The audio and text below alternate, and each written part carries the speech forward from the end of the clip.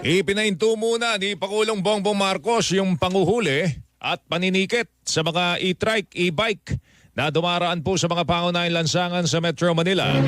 Sa ex-account ng Pangulo, sinabi niya na inatasan po niya ang MMDA at ang lahat ng lokal na pamahalaan sa Metro Manila na bigyan ng palugit yung mga may-ari po ng mga nasabing uri po ng sasakyan. Paliwanag po ni Pangulong Marcos, kailangan muna kasing maglaan ng sapat na panahon para maipaliwanag po sa publiko ang ipapatupad na ban sa mga e-bike, e-trike sa mga pangunahing kalsada sa Metro Manila.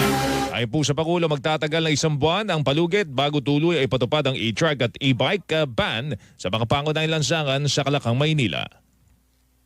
Nakakaawa naman talaga. Dapat bigyan naman natin sila ng pagkakataon para alam nila kung ano ba yung bagong rules, paano sila mag-adjust. At saka 2,500, laki multa niyan. Napakabigat na para sa kanila. So bigyan natin silang